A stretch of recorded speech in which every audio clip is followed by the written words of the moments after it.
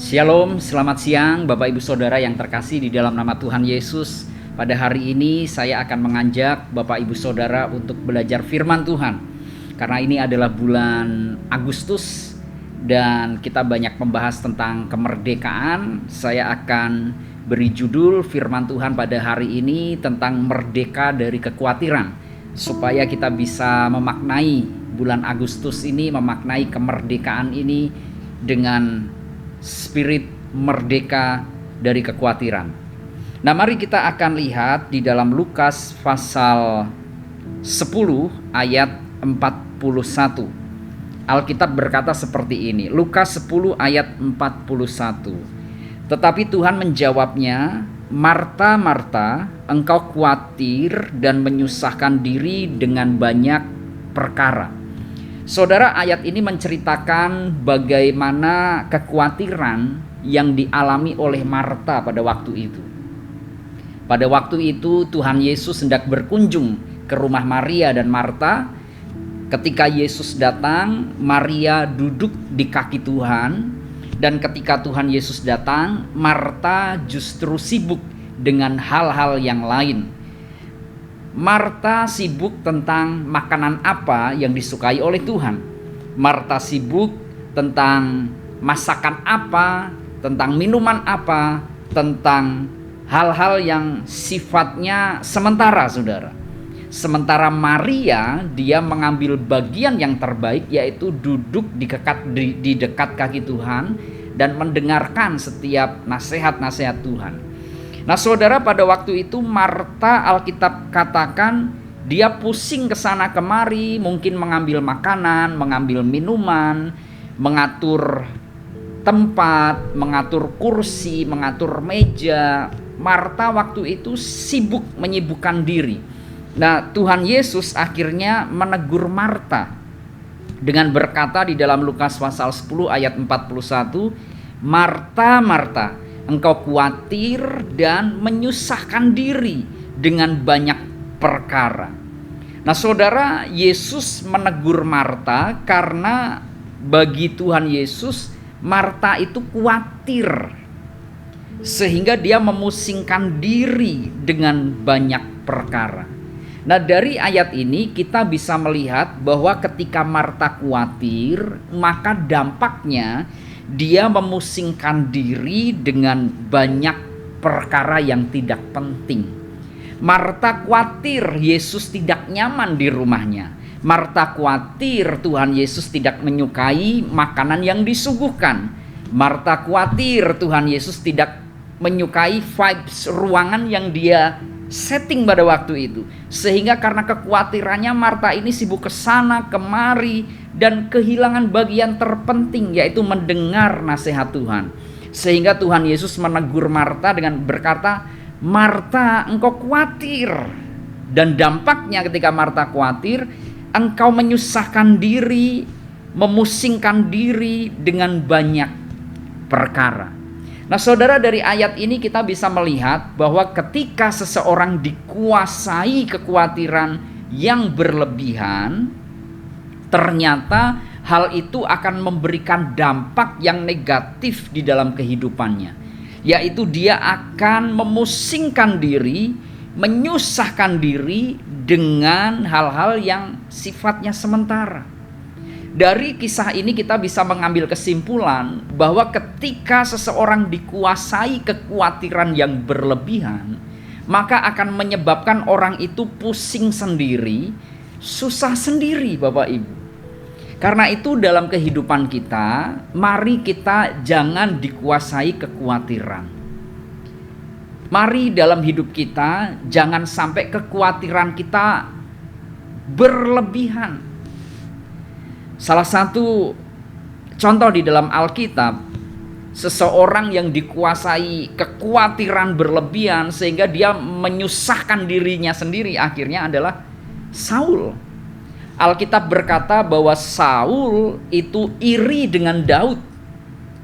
Karena pada waktu itu Daud karirnya cemerlang dan menjadi viral di bangsa Israel. Daud disukai oleh banyak orang, sehingga ketika Saul yang pada waktu itu adalah raja, orang nomor satu di Israel, ketenarannya sudah mulai tersaingi. Saul merasa khawatir kalau jabatannya sebagai raja suatu saat akan diambil oleh Daud. Akhirnya saudara, Saul karena dia khawatir jabatannya akan ditikung oleh Daud, padahal Daud tidak berniat demikian. Akhirnya Saul membenci Daud dan merencanakan kejahatan-kejahatan untuk membunuh Daud. Dan sampai pada akhirnya Saul memusingkan diri dengan sesuatu yang jahat.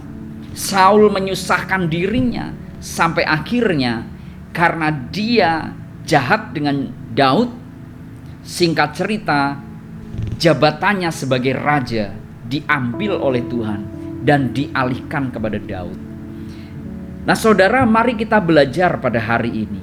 Kalau seseorang mengalami kekhawatiran, ketakutan yang berlebih, yang menguasai hidupnya, maka dampaknya menyebabkan segala sesuatu yang negatif akan memusingkan, akan melelahkan diri kita sendiri. Nah mari kita akan belajar bersama-sama pada hari ini untuk kita tidak dikuasai kekhawatiran berlebih, melainkan kita bisa merdeka dari kekhawatiran. Karena ketika kita dijajah oleh kekhawatiran, maka kita akan memusingkan, menyusahkan diri kita dengan hal-hal yang sifatnya sementara. Nah mari kita akan belajar bagaimana caranya supaya kita merdeka dari kekhawatiran. Nah saya akan sampaikan satu hal kepada Bapak Ibu Saudara. 1 Petrus pasal 5 ayat yang ke-7. Alkitab berkata, serahkanlah segala kekhawatiranmu kepada Tuhan, sebab Tuhan yang memelihara kamu. Nah Alkitab berkata, ketika kita dikuasai oleh kekhawatiran, ketika kita merasa khawatir berkaitan dengan keadaan ekonomi kita, kesehatan kita, masa depan kita, maka ketika kita khawatir, yang harus kita lakukan adalah serahkanlah kekhawatiran kita kepada Tuhan melalui doa. Saudara yang terkasih, mari kita belajar kalau kita mau merdeka dari kekhawatiran, maka apapun kekhawatiran kita, mari kita serahkan kekhawatiran kita kepada Tuhan melalui doa kita, sebab Tuhan yang memelihara kita. Nah mari kita belajar bersama-sama bahwa kekhawatiran yang berlebih tidak akan menambahkan 1% pun kebaikan dalam hidup kita. Melainkan kalau kita khawatir, mari kita melawan kekhawatiran itu dengan berdoa. Apapun kekhawatiran kita tentang makan, minum, pakai, tentang ekonomi, tentang masa depan, tentang pekerjaan, tentang kehidupan kita, kesejahteraan kita, apapun kekhawatiran kita, mari kita belajar bersama-sama untuk kita menyerahkan segala kekhawatiran kita kepada Tuhan melalui berdoa, sebab Tuhan yang memelihara kita. Nah mari kita belajar mulai percaya kepada Tuhan. Kalau burung di udara dia beri makan, bunga di padang Tuhan dandani, maka hidup kita pun akan dipelihara oleh Tuhan. Mari kita percaya kepada Tuhan, dan ketika kita khawatir, mari kita berdoa dan mencari Tuhan.